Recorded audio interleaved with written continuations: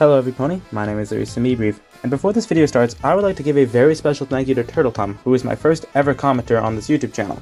They are another MLP analyst that makes longer videos on G5, so if you like what I do, you'll probably like their content too.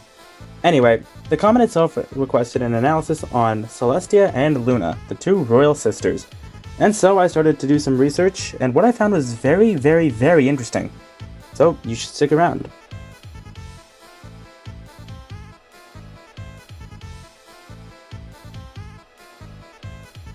The Royal Sisters are the two ponies that have been ruling over Equestria for the past... It's never actually said in the show, but we can assume they've been ruling over Equestria for the past 1,000 plus years. On the outside, they are both very kind, just, and perfect rulers that put their subjects before themselves. However, this is only what they want you to think. The crooked reality is that they are both broken ponies who have their own emotional troubles, interests, thoughts, opinions, and passions. Although both of them try their very best to conceal how they really feel. For example, Princess Celestia in the very first episode presents herself as a calm, cool, collected, and elegant ruler when, in reality, she has some burning passion inside. And it certainly shows when she showed support for Twilight and her school, in a very loud manner which actually broke my eardrums the first time that I heard it. So, Celestia is a very passionate pony. But what is Luna? Luna, in reality, is a broken ruler that is still very distraught about what happened to her 1,000 years ago. Rightfully so. I wish I could give more of her personality for her outside of her trauma, but unfortunately, she seems to be under emotional lockdown during the duration of the show, at least for the most part. But she does seem to be a little bit more introverted in comparison to Celestia, as well as a lot more personable and relatable. At least to me personally. Well, that's our cast of characters. Let's talk about what they did.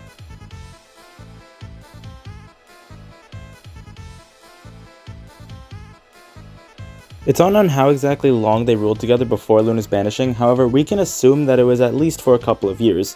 Decades, maybe even centuries, who really knows.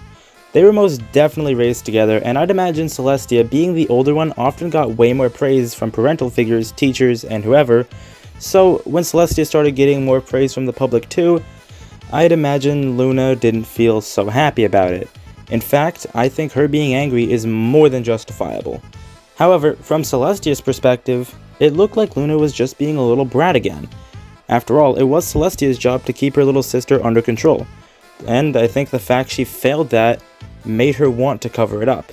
Thus, Luna got sent to the moon later.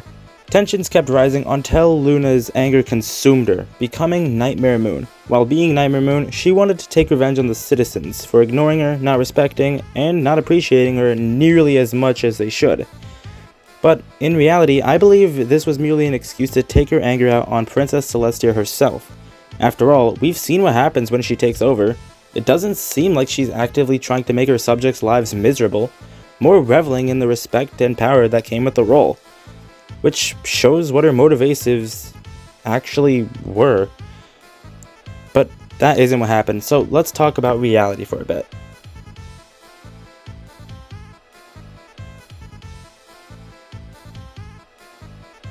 Now, I'm no psychologist, but I'm willing to bet spending 1,000 years separated from each other, and for Luna, spending 1,000 years completely isolated from any living being, would do terrible things to anyone's mental health. For Luna, she was put on the moon for 1,000 years without any social interaction.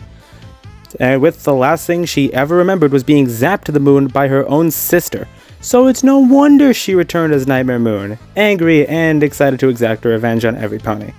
Also, minor note, I'd like to point out that the first place that Luna went when she got back, she went straight to the abandoned castle of the two sisters, likely to get revenge on her own sister. Because, she's so bitter and jealous. Rightfully so. I wouldn't want to be zapped to the moon personally. However, Celestia wants to help Luna, but there is one key detail that Celestia seems to have missed. And that is, Celestia is also a broken soul. Consider this. She went 1,000 years without seeing her sister, and I'd imagine sending your own sister to the moon is a very hard decision to make.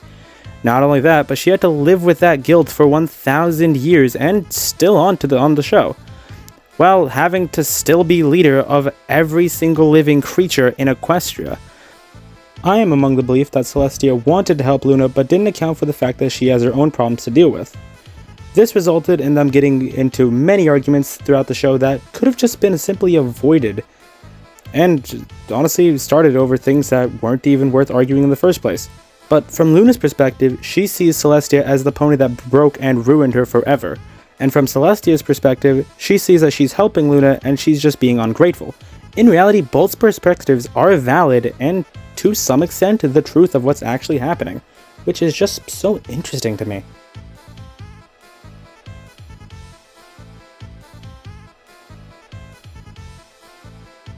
Now, with all of these issues I have just gone through, there is one question, and that is there a solution and what is it?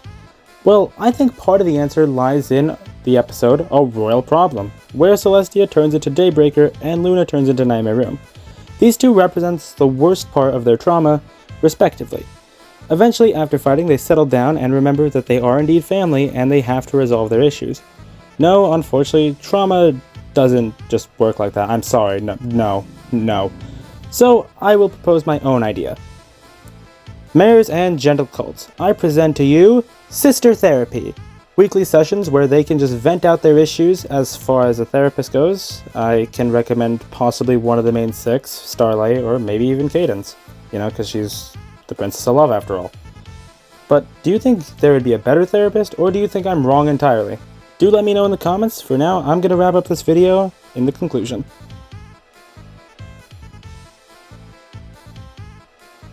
And that, every pony, is the tale of the two sisters. A broken, shattered, but hopeful relationship that I hope is properly resolved after the show's conclusion. Anyway, I've been Lyrie Semi-Brief.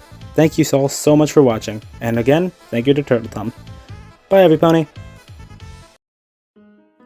Hello, every pony, Lyrie in Post here. I'm sure all of you have probably noticed that this video is coming up an entire week late. Like, what the heck, Lyrie? I thought you said you were going to do weekly uploads. Well, long story short, I can't. And the main reason for that is, well, let's do some random little fun facts about me first. Number 1, I'm 17. Number 2, I'm a senior in high school, so as you can probably imagine, the workload is quite a bit. And number 3, I'm in a play. That's right, I'm a theater kid. You guys know more about me now. Yada yada yada. Anyway, so yeah, the play has been eating up a lot of my spare time, and because I don't want to be, failing for the sake of making My Little Pony videos, because, as much as I like My Little Pony, I think I'd rather pass high school, So, here's the deal. I'm gonna be posting once every other week. I might change it, but if I do, I'll definitely let every pony know. Yada yada yada. Anyway, I've been Lyrie Semi-Brief, and for one last final time, signing off. Later!